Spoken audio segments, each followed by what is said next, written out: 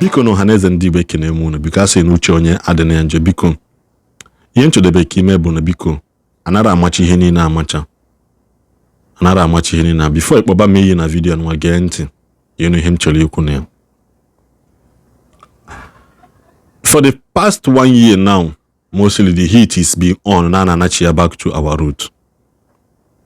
And anachia back to Guinea, our root. Let us go back in the time. Let us go back in time. Unu mepego no so no nwere ihe ụka melai. Mana there are thousands of evidence go say no ụka has been helpful to the society. Kedu ife nna ha na-eme tupu ụka abịa? Ha na-akpụ ụzụ wele akafa na wele mkpọrọgwụ na mkpa akwụkwọ na-agwọ ọrịa. Which na so many of you now say let's go back to our root now does not know. Ewe chepụtara unu akwụkwọ dị n'ọfịa 10. You cannot name 8 ihe ha na-alụ or 9. You now say let's go back to our root. The root in akwado inachi ya back to it. What do you have to teach the people in achi kpọbata there? He na-akụzili ha kitabu hate, how to hate other people na-eme Christianity. When ajụjụ njụrụ ngwesi ọsọsọ Ndi Igbo na accept to Christianity in this Nigeria. The answer is no. Obodo ọbụla ije na Nigeria nwe Christianity. Yoruba nwe the highest level of Christianity, nwe the biggest church na Nigeria in the world now. Onye Yoruba nwe. The reason why you ka fake pastors are calling Ndi Igbo because there is this act of waiting upon the Lord Ndi Igbo does not have. An average Igbo man doesn't have patience. An average Igbo man likes to take dominion and to be in control, but he hates to be controlled. He doesn't want to follow the rules. But on your koti winki ya kamari sobi. Obolo gene obole ya na deroma. Ekwe mi asina obro so si Igbo anabata Christianity. So icholi ikwu okwu. Ibido sobi ya no Igbo. Say Nigeria as a whole, I know ndo chabe minti yayi. Igwa Ndi Bini, Igwa Benedo, Igwa Hausa, Igwa Yoruba, onye ọbụla hapụrụ this mbịara religion. Owe ke nkwucha na ndị mmadụ ụfọdụ asị m na ọ bụkwa na onye Igbo, ọ bụkwa na onye Yoruba, mana ị nụrụ English. Ị na-anụ English. English akụziri gị makwa na missionary si bịa wetara that English iji wee ị na-anụ kịta. So actually a manifesto, you have to drop anything that has to do with English to start with, because English was the first thing that was taught before Bible. Because when they need to find a way of communicating to the people. Then they bring English into it. Only obana we megene gobo Igbo. Maloba ago malobede. Before the era of Bible we better.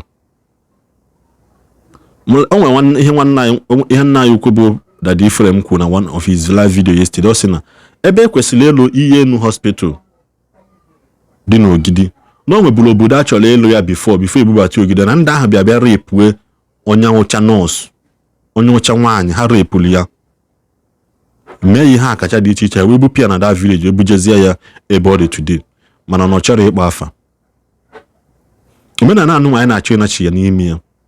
You can't drag people into ihe nacho. Ụwa na-agazi n'iru. Everybody are moving forward. Ụwa na-aga n'iru. Aifu ihe na-eme na mba ọzọ. Earthquake here and there. Ihe nke anụnwa eju everywhere. Mana ọ dịghị ọnụ ahụ n'obodo anyị. Enwe nwoke na-ege ntị mgbọsị. Ọ sị na ndị ụka webatala anyị nwoke na nwoke ịnụ, nwaanyị na nwaanyị ịnụ. Ka m gwa gị now, as a witness, ebe bụ ụzọ nwebe na bụ ihe bụ n'ugwu Hausa ka o bido. N'ugwu Hausa ka o bido. Ndị ugwu ka m bido n'ụba nwoke na nwoke imekọ he bụ na gịnị n'ọnụ ndị ugwu, because I was privileged enough igro na north. Ihe ndị ugwu na-akpọ ha mgbe bụ gịnị ndị gịnị dandaudu ya na-akpọ ha. Nke ha bụkwa sharia law. Ha etigbuo onye ahụ okwute ọ bele gị aka ma ha nweta gịnị na practice that thing. Small nya ba ajụ ihe na mature in our society. You did not caution the people the kind of music ha na-ege na ntị. You did not caution people the kind of things ha na-watch na television. Can you corrupt the mind of people? Onye jide phone or browse ihe ọbụla chọrọ solia ọ na-enene. So in amụta your mind is being cultured to another thing. Ọ ya bụ in amụta. It's okay, let you put it into practice. Ihe na-abụrụ ụka mela ya. Ihe na-abụrụ ụka ka ọsọlia. mana ị chọrọ ịgwa onwe gị eziokwu.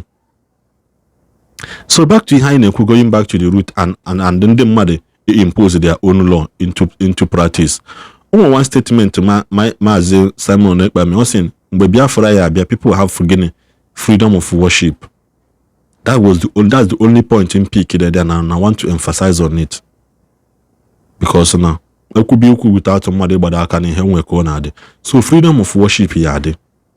So why can't you people now accept the fact na freedom of worship ya adị? Hapụ okwu a. Uru na-asị na onye bidoro okwu a bụ Evangelist Ebuka Obi. Can you guys bring the video ọ kpọrọ ndị omenala na ha dị evil? But ichefuzi ya na mgbe gboo na o nwere ndị ji omenala ahụ a na-eme wee na-emegide mmadụ ibe ha. Onye ụka na-enye mmadụ ule ọkpa, onye ụka na-aga pin, onye ụka na-enye poison. Ọrụ omenala prepare those things. Ndị ụka na-eti mmọnwụ dị one. Onye ụka na-eti ajọ ọfịa, ezigbote mmọnwụ anyị nwere na Anambra steeti be anyị. Ndị ụka na-eti ya, ndị ụka na-eti ịzaga. Achọrọ ikwu ihe a sị gwaba onwe ya eziokwu. Every culture niile ndị be anyị na-eme ka dị. Ihe niile ndị be anyị na practice mgbe gboo ka dị. But unu ahapụgo practice datin, banye oke ite, banye ịlụ ọjọbọ, banye ime nke a. Chọzie ebe unu ya aba ka datin unu na-eme wee bụrụ ihe gịnị, ihe acceptu. Unu na-achị iji okpu eze kpube ihe alụ. Maka unu believe si na ihe ndị ọcha mere nna ha ka unu na-emegwala ha. Oshi.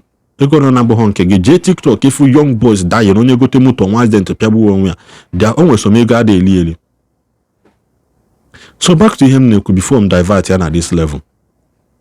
Ị chọọ ka ibido ikwu ka anachi ya back to say hapụ religion, say hapụ nka. Kedu ihe ị agwa ndị Igbo anyị bụ Muslim? Because there are millions of them bụ Muslim today as I'm talking to you now. Kedu ihe ị agwa ha? How will you convince them say hapụ Muslim ha anachi ya back to omenala? How will you do that? Imagine na-enwe freedom of worship. Ịmakwana ịgbago n'ugwu Hausa, for example now, Jos as a sitting tone here. I grew up in Jos. Jos among them close to 16 languages within them. Close to again 16 languages. Mana I can weta ya mfe na Igbo maka na Igbo na-asụ ofu asụsụ. Ịgbago Jos keta onye lantan na-asụ asụsụ, onye panshi na-ada anụ ya, onye mango na-asụ asụsụ, onye bokos ada anụ ya, onye borukuba na-asụ asụsụ, onye bekwa anaghị anụ ya. Garika awadem na-emucha ha. So those villages ahụ dịcha na Jos. Mana ha ji Hausa mere their own general language. Inside them, ha nwekwara ndị na-akpụ isi ana, nwete ndị na-agụ ụka. Nwekwazia their own tradition ha na-eme generally within them. Ha na-eme tradition apụta ha wa akwa kechicha ha n'ihe n'isi na-agba egwu na-agbakwa egwu their tradition. Onye ọbụla mee gịnị melia gịnị accommodate, but that does not stop them from doing what they are doing. Why nke a eji wee pụzia iche? Onye tonito osiri no magihe. Like I said from the beginning, an average Igbo man like to be in control but hates to be controlled. Ya na-ekwu the simple truth. Adụkwa m ajụjụ asị na ebe ọ bụ na ọbụrụ sọsọ Igbo na practice Christianity, kedu ihe ya agwazi onye Benin, ka onye ya agwa onye Nasarawa steeti, onye Jigawa, onye nọ na Abuja, onye nọ na Kaduna nnọkwa na ya, because Kaduna South belongs to Christians, Kaduna North belongs to Muslim. Akwa ka ị na-afụ ka the places dị, because onye na-travel be ndị be na-efeel n'ọsọsọ onye gagolo obodo oyibo bụ onye mekichagolia. Within your locality, where have you gone to? Have you been able to mingle with other tribes for ndị ọzọ si eme ha? Ikwunuto okwu asị gị na ejebe abroad na gịnị eme na go and browse with your phone. Nwoke Deeper Life being Dr. Kumuyi, host to the biggest crusade ever done in India last 2 weeks. Go and verify it with your phone. India, over 1 million people came out in March for the few days on that program. Go and verify. The videos are everywhere. Maka ndị na-asị na Christianity no ebe anụ ebe ịmadebe ebe ijedebe. Ebe ịmadebe bụ gịnị? Ebe ijedebe. So biko mee nke gị practice in your own way. Afụbe video ebe Evangelist Obi kpọrọ ndị omenala iyi. Rather mgbe gboo ndị omenala jikwa datin ha na-eme mpụ. Ozi mmadụ na-apụọ mgbe akpụla adaka gbagbuo mmadụ ibie n'ọhịa asị gị na adaka gburu. Ọsọfịa mere ya na fim ọ gbagbu nwanne ya nwoke n'egbe mgbe enyi ya nwoke bụ onye na-aṅụ nkwụ bịa miti ọ sị na adaka were egbe gbagbuo nwanne ya nwoke. Nwanne m nwoke ji wee sị ya na adaka nke a adịkwu ya wonda. Mgbe gboo achọpụta na na-eme ajụ ihe wute omenala aba na Ishi gị, and that still remains the highest level of punishment then before court abata, maka mgbe ahịa kpọpụta gị n'ihu ọ bụ ahịa mee gị ihe dị na ya. I leave you with this word: anything that you cannot trace the origin, any history that you cannot trace the origin does not exist. Go and check it anywhere. Anything ọbụla in Afro today that does not trace, that doesn't have the history of it, man, that thing does not exist. The Bible, let's go for knowledge.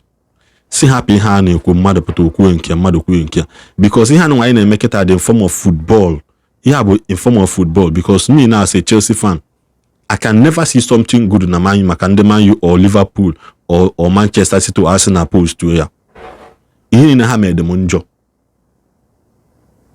Osokwa ha na ndị ọzọ na-agba match na bụrụ ndị Chelsea, I will always wish them their downfall.